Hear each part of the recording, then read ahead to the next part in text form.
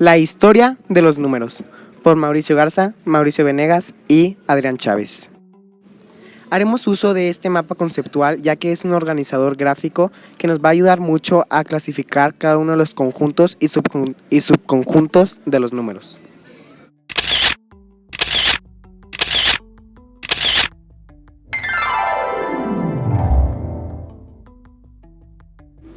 Los números naturales. Cualquier número que se usa para contar, empezando del 1 hasta el infinito. Desde la prehistoria, los cavernícolas ya usaban estos números para contar, sin tener la noción de ello. Mientras el tiempo pasaba, los egipcios empezaron a hacer simbología para esto. Y al pasar los años, también en Grecia y la antigua Roma.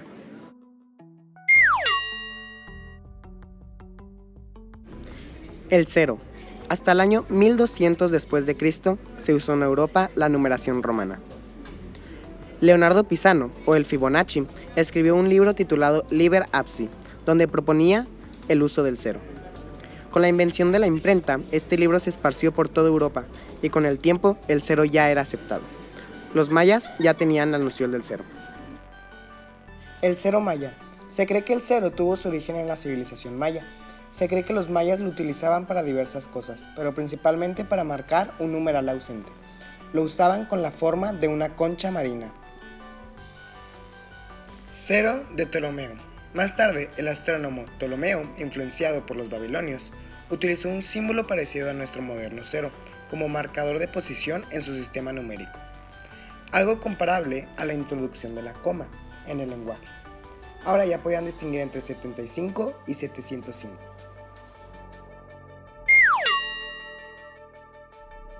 Enteros no negativos. En realidad, este conjunto no es nuevo, ni es inventado por alguien.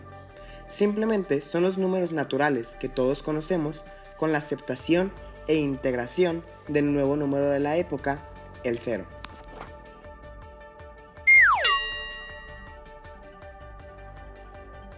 Los números negativos. Los números negativos surgieron de los hindúes, ya que estos en su cultura creían firmemente en los opuestos. Si había día, había noche. Si había blanco, había negro. Y así sacaron los números negativos. Aparte de que lo usaban bastante para facilitar las deudas financieras. Estos números no eran aceptados hasta mucho tiempo después. Y les llamaban números absurdos o números deudos.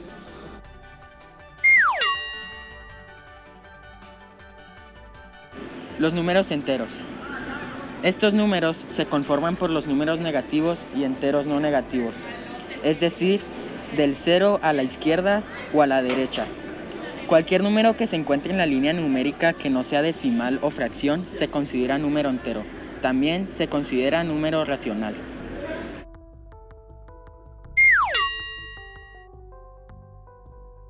Las fracciones.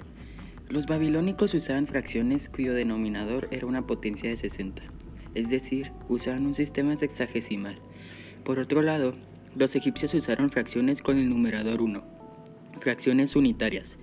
En la escritura, la fracción la expresaban con un óvalo, que significaba parte o partido, y debajo, o al lado, ponían el denominador. El numerador no se ponía por ser siempre 1. En el siglo XII, Fibonacci introdujo la barra horizontal para dividir el numerador y el denominador. El ojo de Horus. Este es un símbolo que usaban los egipcios y contiene los símbolos jeroglíficos de los primeros números racionales.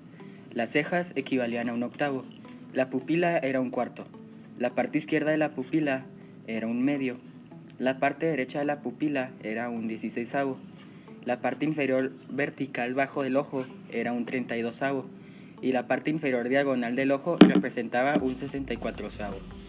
Se usaba para medir el trigo y la cebada del pueblo egipcio. Las fracciones decimales. En el siglo XV, el matemático árabe Al-Kashi fue el que generalizó los números decimales tal y como los conocemos hoy. A finales del siglo XVI, Simon Stevin desarrolló y divulgó las fracciones decimales que se expresaban por medio de números decimales, décimas, centésimas, milésimas, etc. Los números decimales se impusieron en casi todos los países, al adoptarse el sistema métrico decimal en el siglo XVIII, concretamente en 1792. Los decimales finitos e infinitos periódicos se consideran números racionales. Los números racionales. Cualquier número que pueda expresarse como fracción, decimal o entero es considerado un número racional. Si el número es fracción decimal, tiene que ser periódico o finito. Etimológicamente, el hecho de que estos números se llamen racionales corresponde a que son la razón de dos números enteros, palabra cuya raíz proviene del latín ratio. La notación Q empleada para nombrar este grupo proviene de la palabra italiana quociente, derivada del trabajo de Giuseppe Peano en 1895.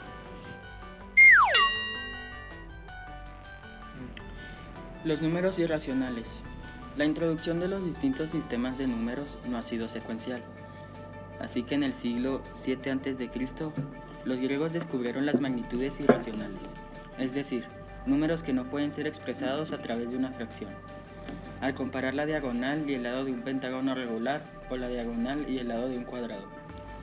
Son números decimales infinitos, y un ejemplo es el pi. Pitágoras. La filosofía de Pitágoras decía que al definir una unidad, todo a nuestro alrededor se volvía mensurable, es decir, que se podía medir. Pero para los pitagóricos, este pensamiento se levanta sobre una estructura matemática racional. Todo lo que salga de su orden de pensamiento escapa a la razón. Por ello, esta escuela entró en crisis. Sí, no se podían decidir por un número, porque al aplicar el teorema de Pitágoras se encontró uno nuevo, la raíz cuadrada de 2. Este número no era mensurable con respecto a la unidad. Entonces, a este tipo de números decidieron llamarles irracionales, ya que no entraban a su pensamiento.